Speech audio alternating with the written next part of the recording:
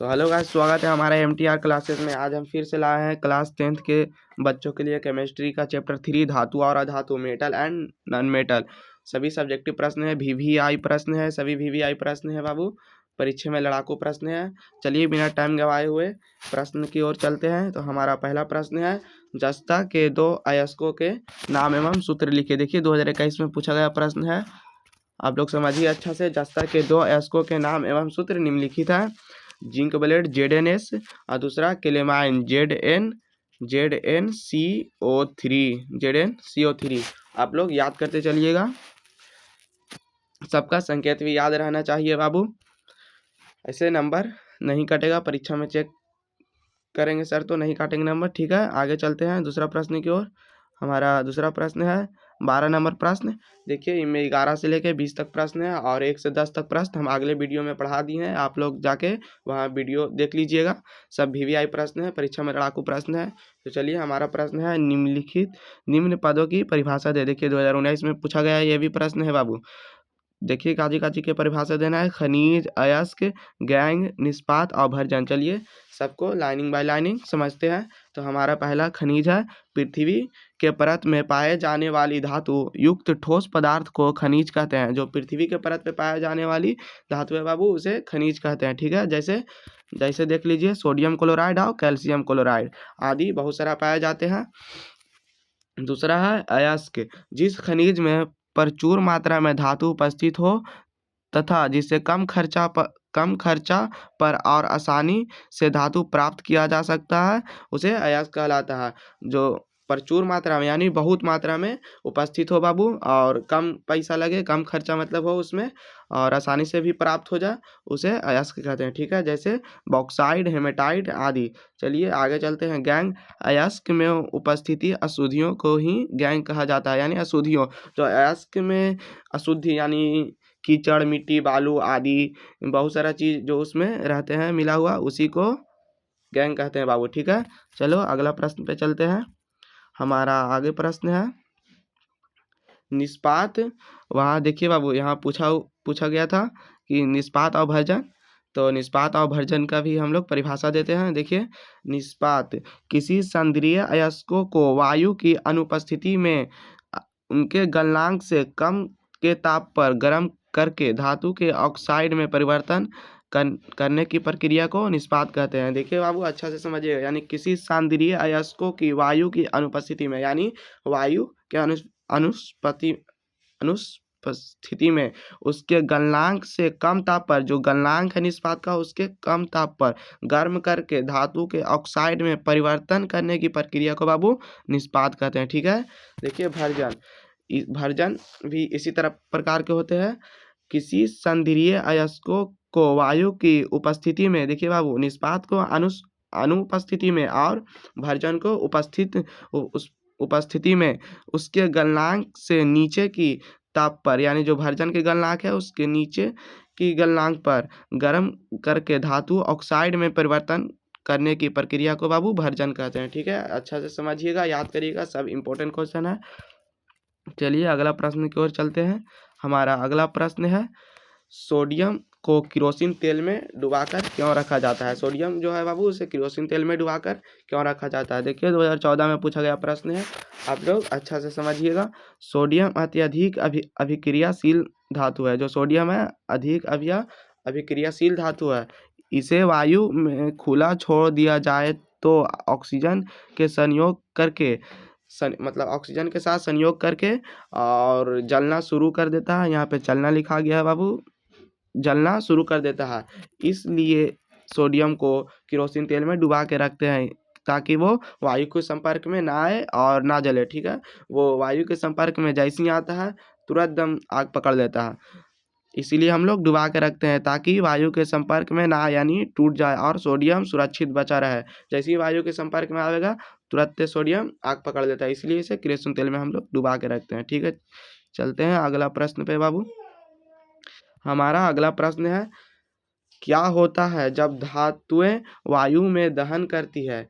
देखिए बाबू क्या होता है जब धातुएं वायु में दहन करती है। 2018 में पूछा गया प्रश्न है।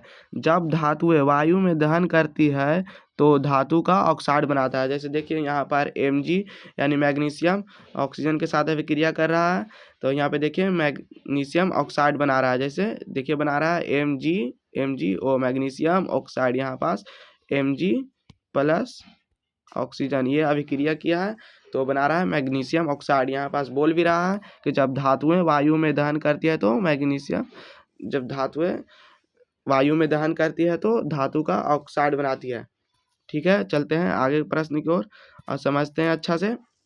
देखिए जिंक को आयरन सल्फेट के विलयन में डालने से क्या होता है, यानी जो जिंक को आयरन सल्फेट में के विलयन में डालने से क्या होता है, अभिक्रिया का रासायनिक समीकरण लिखे। यानी देखिए अभिक्रिया का रासायनिक समीकरण भी लिखना है बाबू, आराम से लिखिएगा तब नंबर मिलेगा ना। तो ना ये खाली लिख के इतना तक आ जाइएगा तो आपका 1 नंबर देगा। ये 2 नंबर का प्रश्न है, यह अभिक्रिया साबित करना पड़ता है। ठीक है, उत्तर जिंक को आयरन सल्फेट के विलयन में डालने पर जिंक आयरन को विस्थापित कर देता है। यानी जिंक को आयरन सल्फेट के विलयन में डालने पर जिंक आयरन को विस्थापित कर देता है और विलयन का रंग बदल जाता है, यानी विलयन का रंग बदल जाता है।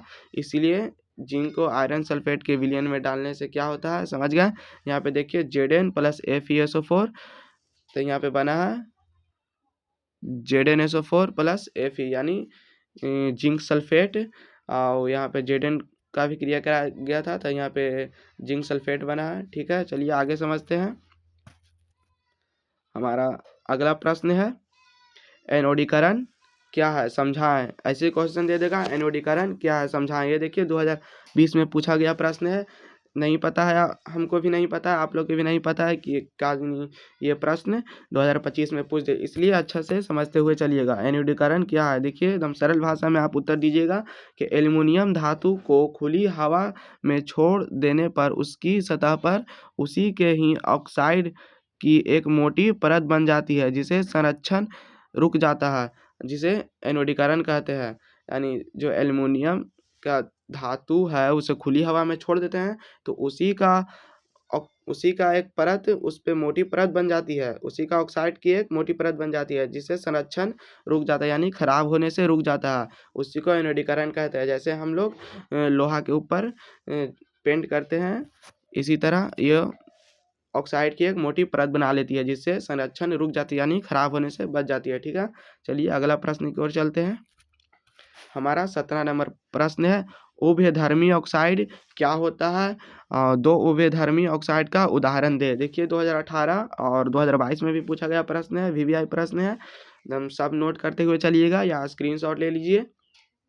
वे ऑक्साइड जो अम्लीय और क्षारीय दोनों की तरह व्यवहार करता है उसे उभयधर्मी ऑक्साइड कहते हैं। जो अम्ल की तरह भी व्यवहार करे और क्षारीय की तरह भी व्यवहार करे उसे उभयधर्मी ऑक्साइड कहते हैं। ठीक है बाबू, और बोली कि 2 उभयधर्मी ऑक्साइड का उदाहरण दे, तो आप उदाहरण दे दीजिएगा इजिदम एल्युमिनियम ऑक्साइड Al2O3 और जिंक ऑक्साइड Zn।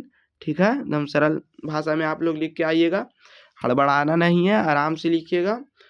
10th का एग्ज़ाम कोई हार्ड एग्ज़ाम नहीं है, आप याद करके जाइएगा, ज़रूर पास होइएगा। ठीक है, आगे की ओर बढ़ते हैं। हमारा प्रश्न 19 नंबर, गर्म जल का टैंक बनाने में तांबे का उपयोग होता है परंतु इस्पात का नहीं, क्यों। देखिए बाबू बोल रहा है कि गर्म जल का टैंक बनाते हैं तो तांबे का उपयोग होता है परंतु इस्पात का उपयोग क्यों नहीं होता है, इसी के कारण देना है। देखिए 2021 और 2014 में पूछा गया प्रश्न है, तो आप लोग उत्तर दीजिएगा। गर्म जल के टैंक बनाने में इस्पात का प्रयोग नहीं किया जाता है। ठीक है, क्योंकि इस्पात गर्म जल के साथ अभिक्रिया नहीं करता है। ठीक है ना बाबू, इस्पात गर्म जल के साथ अभिक्रिया नहीं किया जाता है, इसीलिए गर्म जल के साथ टैंक बनाने में इसका उपयोग नहीं किया जाता है, अभिक्रिया नहीं करता है, के साथ अभिक्रिया नहीं करता है। इस्पात गर्म जल के साथ अभिक्रिया करके बाबू फेरिक ऑक्साइड बनाता है और हाइड्रोजन गैस मुक्त करने लगता है, लेकिन तांबा गर्म जल के साथ अभिक्रिया नहीं करता है। बाबू देखिए तांबा जो है गर्म जल के साथ अभिक्रिया नहीं करता है और यह ऊष्मा का अच्छा चालक भी होता है। जो तांबा है ऊष्मा का अच्छा चालक भी होता है, इसलिए गर्म जल के टैंक बनाने में तांबा का उपयोग किया जाता है। ठीक है, मालूम है होगा आप लोग को कि साइंस बहुत टफ उतना नहीं है, आप लोग याद करते चलिए और अच्छा से समझते चलिएगा और स्क्रीनशॉट बाबू लेते चलिएगा। आप लोग याद करिएगा, सब VVI क्वेश्चन है, या नोट कर लीजिए, कॉपी कलम लेके बैठे होंगे तो। और हमारा 20 नंबर प्रश्न है और ये लास्ट प्रश्न है बाबू।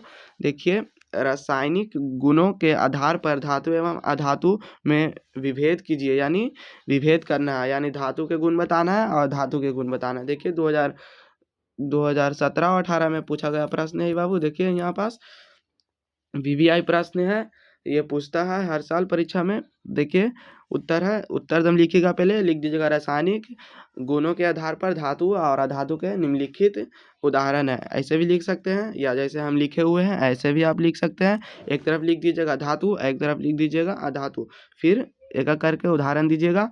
तो धातुएं इलेक्ट्रॉन को त्याग करती है और जो अधातु है ना बाबू, वो इलेक्ट्रॉन को ग्रहण करती है। देखिए धातुएं इलेक्ट्रॉन को ग्रहण करती है, धातुएं। ठीक है, इसी तरह फिर से इधर बताइएगा कि धातुएं का ऑक्साइड क्षारीय होता है और अधातु के ऑक्साइड अम्लीय होता है। ठीक है, तीसरा बताइएगा बाबू, जो धातुएं तनु अम्ल के साथ अभिक्रिया करके हाइड्रोजन गैस मुक्त करता है। देखिए जो धातु है तनु अम्लीय के साथ अभिक्रिया करके हाइड्रोजन गैस मुक्त करता है। और इधर बताइएगा तीसरा में, धातु अम्ल के साथ अभिक्रिया नहीं करती है। धातु जो है अधातु बाबू, सॉरी, अधातु अम्ल के साथ अभिक्रिया नहीं करती है। ठीक है, चौथा, धातुएं हाइड्रोजन के साथ अभिक्रिया नहीं करती है। धातुएं जो है बाबू हाइड्रोजन के साथ अभिक्रिया नहीं करती है, जबकि अधातु हाइड्रोजन के साथ अभिक्रिया करती है। तो हमारा लास्ट क्लास था, और आपको अच्छा लगा हो क्लास तो लाइक करिए, शेयर कीजिए। देखिए बाबू, आपको लिए अभी और VVI इम्पोर्टेंट क्वेश्चन तैयार करके हम लाएंगे। तब तक मिलते हैं अगले क्लास में। जय हिंद, जय भारत।